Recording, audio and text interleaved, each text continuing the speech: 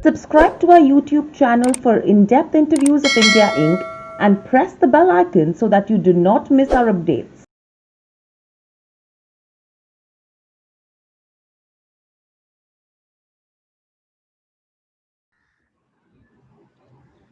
Hello and welcome to Nirmal Bang, ladies and gentlemen. I'm Hira Dadia. We have with us Kunal Shah, Head of Commodities Research, joining in. Kunal, welcome to the show.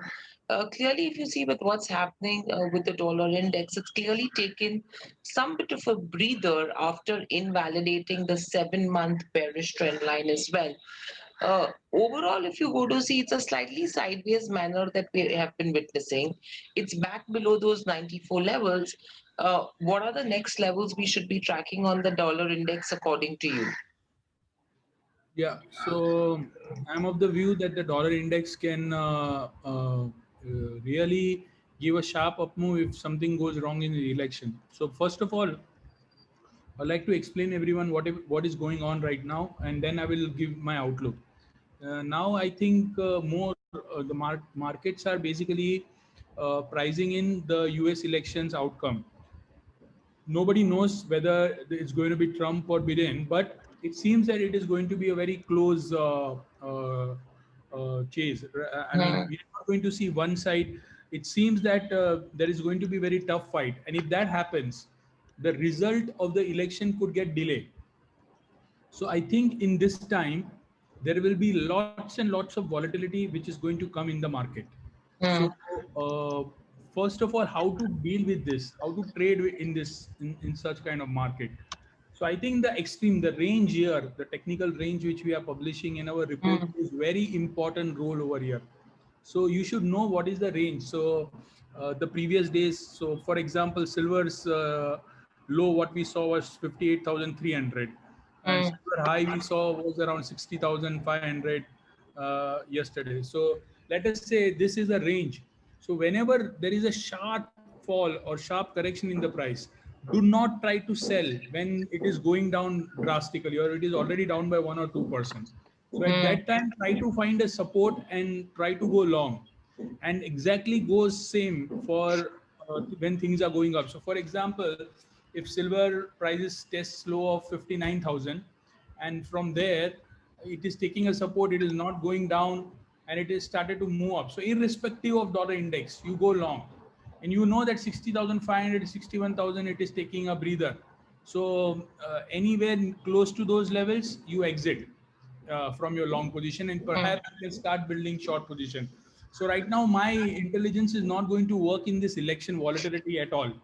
So I will still try to guide everyone and give my best. But this is the time when more than any intelligence, I think more of a behavioral pattern of the market you should understand and then act on it. So I am of the view that there is going to be a lot of volatility. Dollar index can maximum go up by 94, 94.02, not above that in today's Hmm. trading session.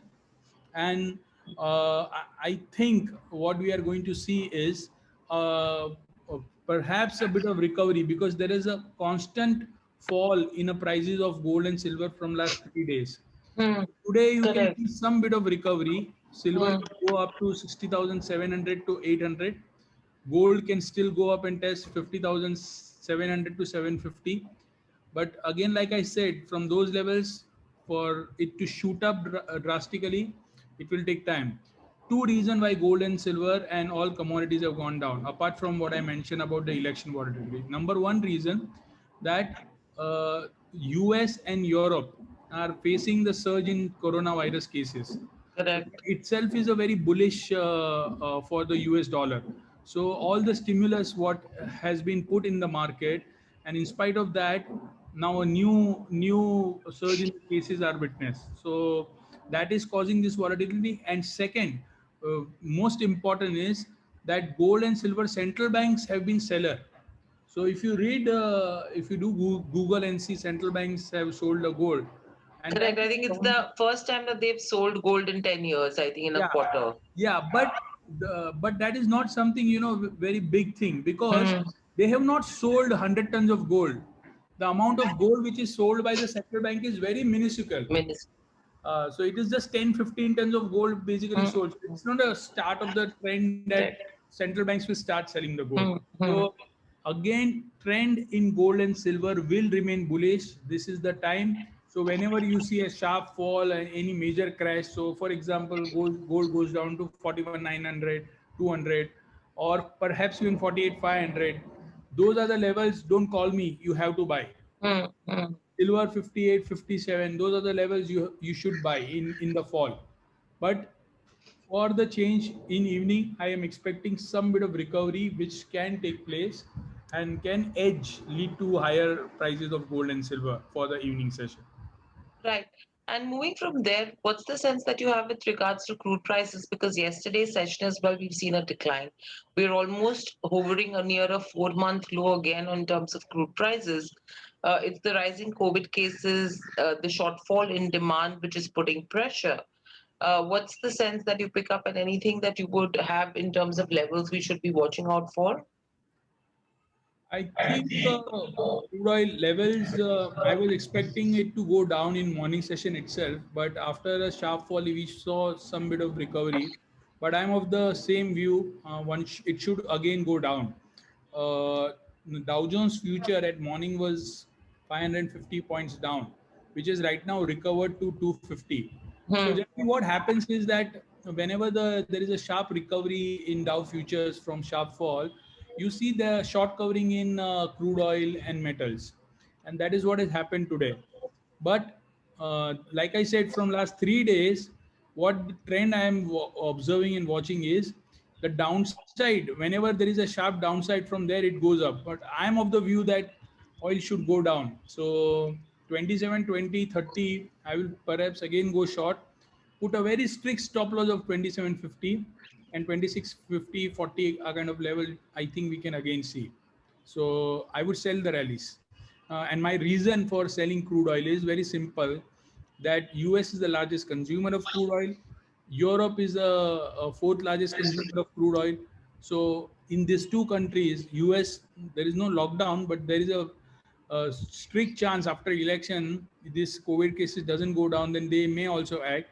But in Europe, already Germany and France, two biggest economy of the Europe, is Hmm. indulging to lockdown, and that is 1 month lockdown from today's date.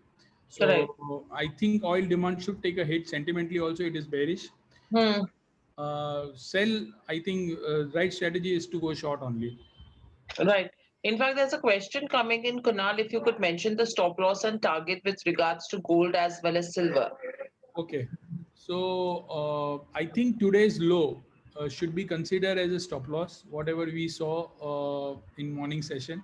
So if you want to go long in silver, 59,900 should be a stop loss.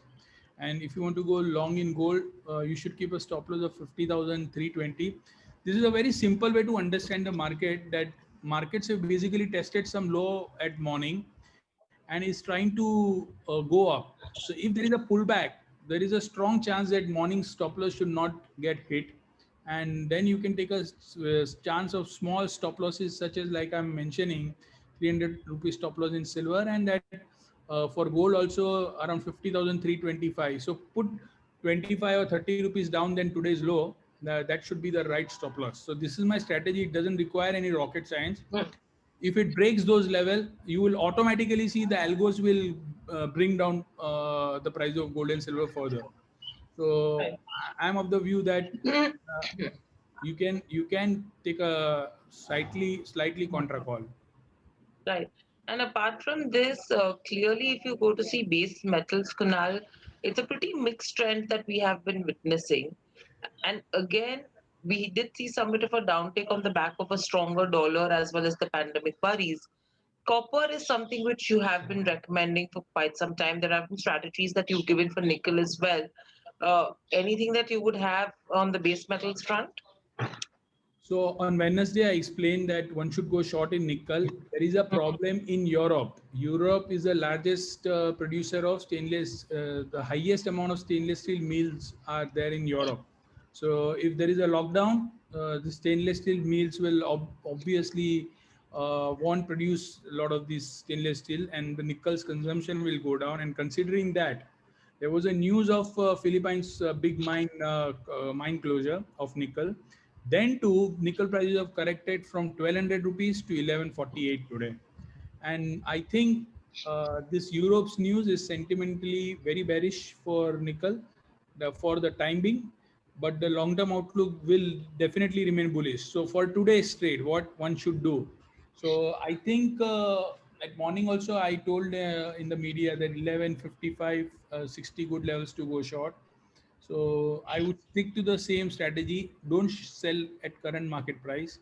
Mm. Any rally of 5-8 rupees in nickel, use as a selling opportunity. Target should be 1140 and breaking that 1132. Right. There's another question, Kunal, coming in. Any fresh call in CPO from current level? Uh, no, even CPO will go down.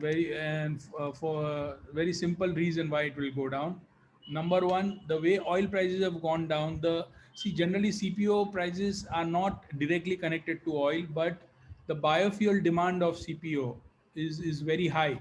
And whenever you see the way oil prices corrected from $42 to almost $35 today, so generally there is lesser scope for CPO to outperform in such kind of market.